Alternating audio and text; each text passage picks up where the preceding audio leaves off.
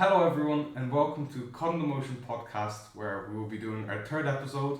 And our special guest of the day is none other than our main host, Yavor Ivanov. Hello, everybody. I hope you enjoyed the show. Today, we will be talking about his personal experiences in the army. We'll be asking him about his fond memories in the army and overall his opinion and what experiences he's had in general. So, Yavor Ivanov, today I'll be taking the lead and hopefully we'll make a good episode today. In our own show, and you're the main host, so I'm looking forward for your questions. Alright, the first question is, what age did you go to the army? I joined the army when I was 18 years of age. That was compulsory at the time in Bulgaria. So everybody has to do the service for a year and a half. But before my time, it was more than 2 years. 2 years, but usually it lasts longer than 2 years. And as the time progressed and went further, the time you'd have to serve in the army was shortened, and finally Bulgarian army became, if I'm not mistaken, 2001 or 2002 professional, and that wasn't anymore prescription to join the army. Okay, and what was the first thought or maybe emotions that you went through as you knew that the time was nearing to join? Maybe when you're 17 and a half, and you know that in a few months' time you're going to a totally new environment where it's going to be tough, especially throughout those times as well. What was going through your head before you went in there? Because there's a difference between joining a new school and going to a place like the army. Yeah, that's right. I guess like most of the young man that time, and nowadays it's fear, different types of fear, because you hear these stories about abuse, all sorts of abuse, and also you're asking yourself, would I be fit enough for that? And hopefully won't break a war, and you'll be part of it, even though you will defend your country, of course. That's why you're going to be trained. So I would say there were a lot of different types of fears going through my head.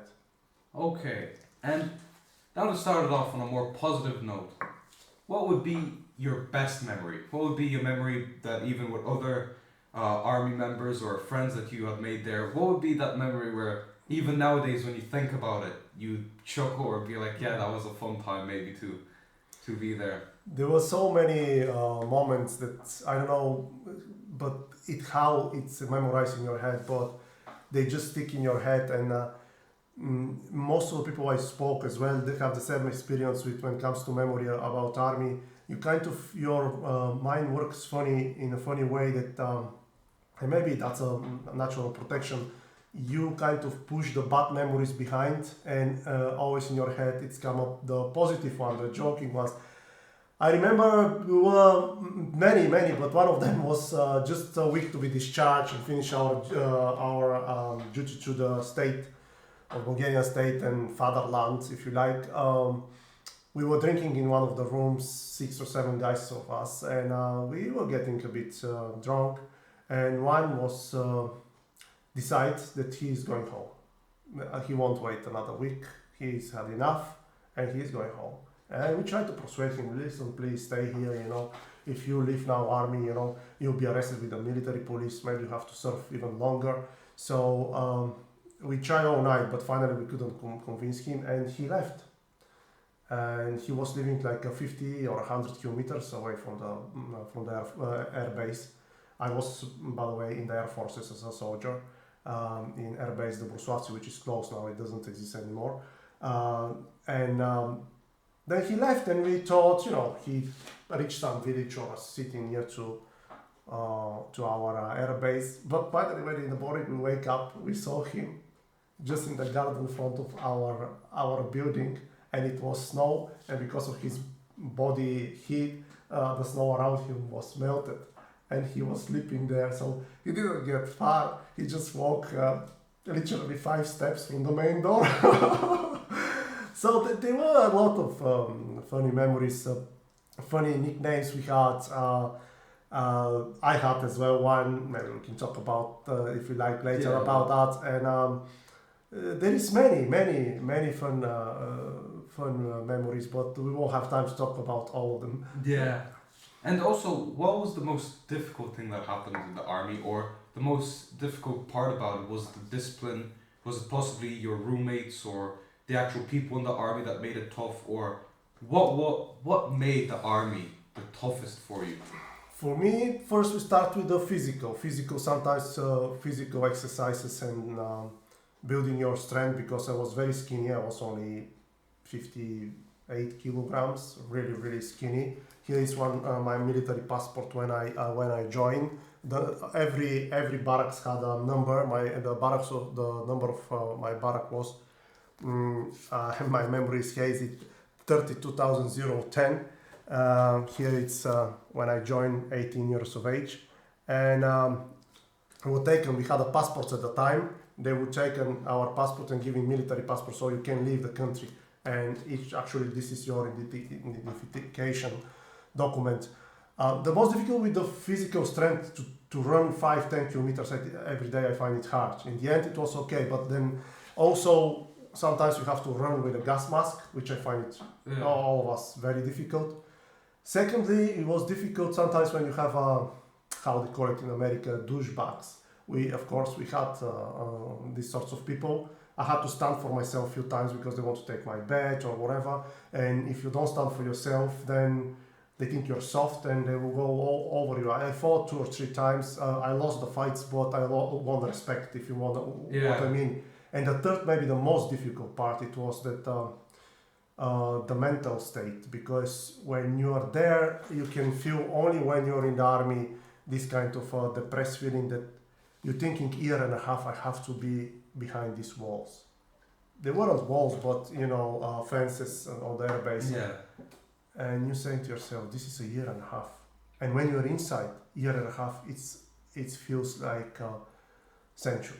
Yeah. And I was depressed, and I said, my God, how are you going to survive? And also the physical abuse. Yeah. And how did you deal with it? All of those things, because it's all those, some smaller, some bigger factors that all play in to make it that much tougher. How did you manage to, was it slowly adapting to the circumstances? And as you said, you had your experiences with fights, which led up to respect, which once you're in respect, I'm going to suppose it becomes slightly easier. So how did you pick out each problem or thing that made it tough for you and deal with it? When I stand for myself, how I said, I lost the fights. I had bruises in my face, but I won respect and they wouldn't do it again, and so that's kind of stop. Physical strength, you build it as on daily basis. When you run every day 5-10 kilometers, finally your body starts to adapt and build up. Here we will go maybe to religion, but how I deal with the mental state, it was that I was so depressed and feeling down. And also one guy who was evangelist, and he was giving little Bibles. And I said, can you give me a Bible as well?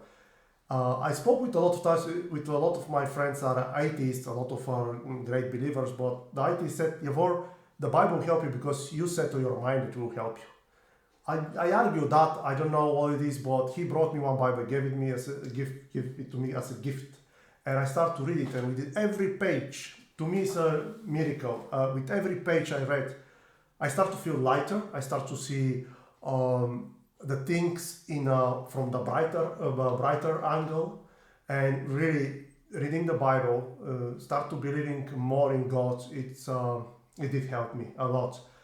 With the abuse of the senior soldiers, was crossed my mind when I was on duty already, because after 45 days training they give you can do armed duties. I had a Kalashnikov with 2 magazines of each 30 bullets. It crossed my mind to walk into the place they sleep and kill them all, because the abuse was terrible, beating up every day.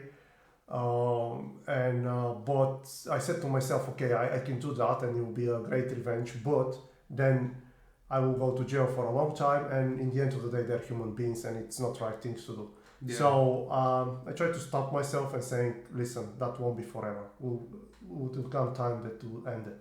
Yeah, and you could also see that, luckily for you, you had that consciousness at the back of your mind, if I do this, it's not going to be worth it in the long run. I'll gain that short-term satisfaction, but it won't lead to anything else No. after.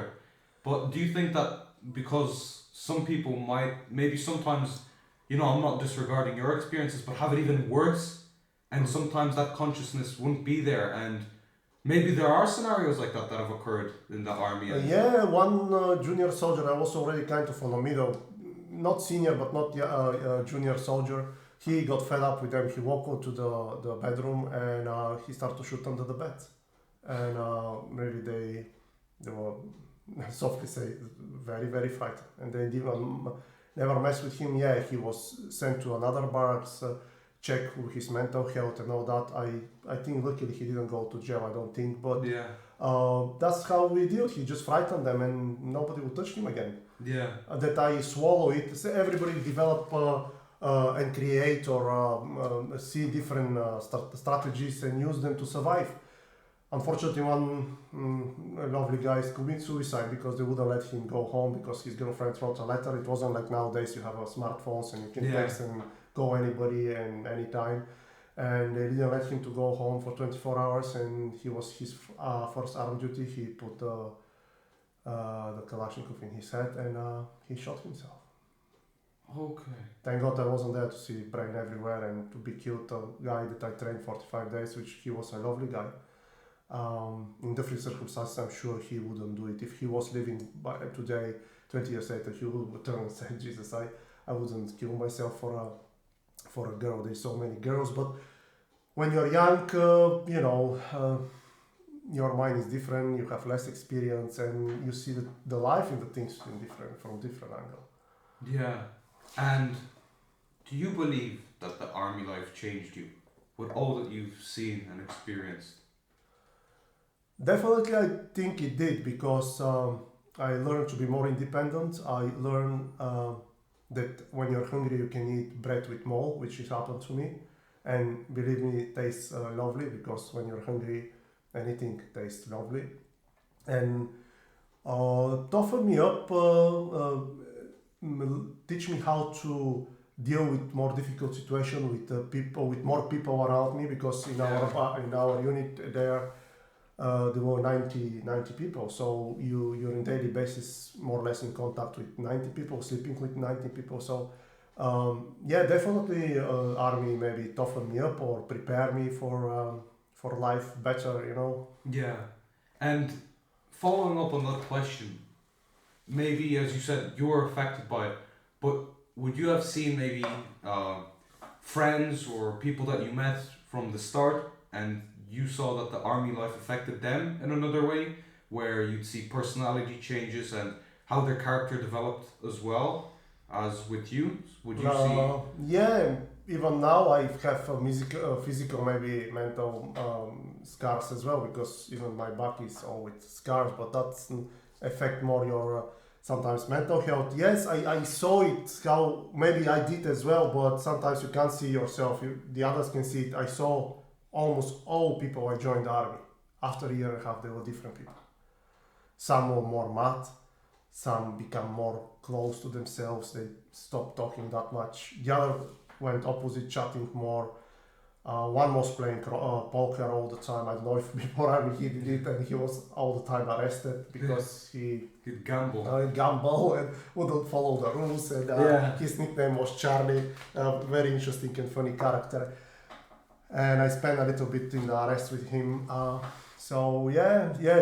Definitely I saw army life change people.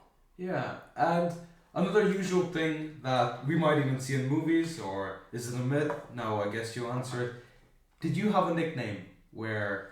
Yeah, we almost say roughly 90% of us had a nickname. I had a nickname, Zax.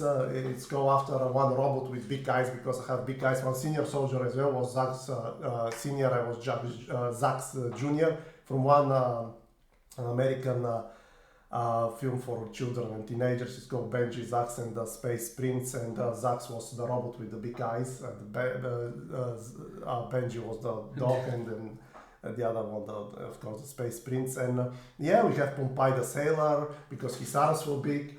We had Charlie. I don't know why they call him Charlie. Probably some gambling film or something. Yeah. We almost all had nicknames, and kind of suits us, you know. Yeah. And maybe to see where the nickname originated from, you could see how here is in the training period. In the first 45 days, I lost about 7 or 8, maybe 10 kilos. I was skinny, but I became more skinnier because I wasn't used to the so lovely food there. But in the end, I started here when I took oath to the Bulgarian state and become now a soldier that I can do armed duties and fully responsible by the law and the constitution of Bulgaria. Yeah, and you can even see a massive difference in the photos, not only just because of the age, but you look totally different there when it comes to your weight and the way you look.